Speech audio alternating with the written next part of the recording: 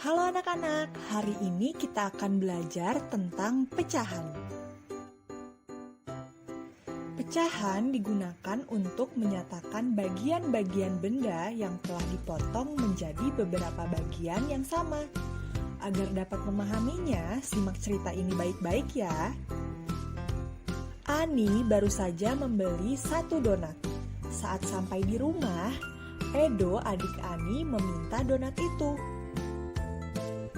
Agar Edo dan Ani sama-sama mendapatkan donat, maka donat itu dipotong menjadi 2 bagian sama besar seperti ini.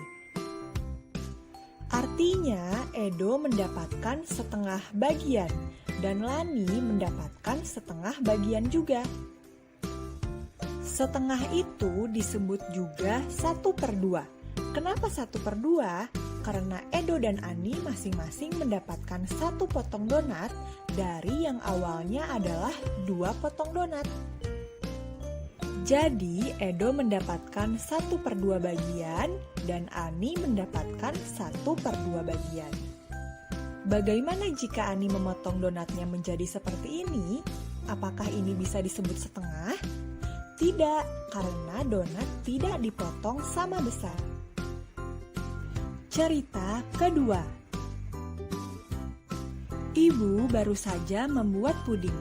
Ibu akan membagikannya pada 3 orang. Ibu, Ani, dan Edo. Lalu ibu memotongnya menjadi 3 bagian sama besar. Setiap potongan disebut 1/3 bagian. Jadi 1/3 bagian untuk ibu, 1/3 bagian untuk Ani, dan 1/3 bagian untuk Edo. Cerita ketiga. Ayah baru saja pulang dan membawa oleh-oleh pizza. Pizza akan dibagikan untuk 4 orang. Ayah, ibu, Ani, dan Edo. Jadi, ibu memotong pizza menjadi 4 bagian. Ayah mendapatkan 1/4 bagian, ibu mendapatkan 1/4 bagian, Ani mendapatkan 1/4 bagian, dan Edo mendapatkan 1/4 bagian. Nah, setelah menyimak 3 cerita, sekarang perhatikanlah 3 bangun datar ini. Menunjukkan pecahan berapa saja dari setiap bagian yang diarsir atau diwarnai. Pada lingkaran yang pertama, ada berapa bagian yang diwarnai? 1. Dan ada berapa bagian keseluruhannya? 1, 2. Maka dinyatakan dengan pecahan 1/2. Lingkaran kedua, ada berapa bagian yang diwarnai? 1. Dan ada berapa bagian keseluruhannya? 1, 2, 3. Maka dinyatakan dengan pecahan 1/3.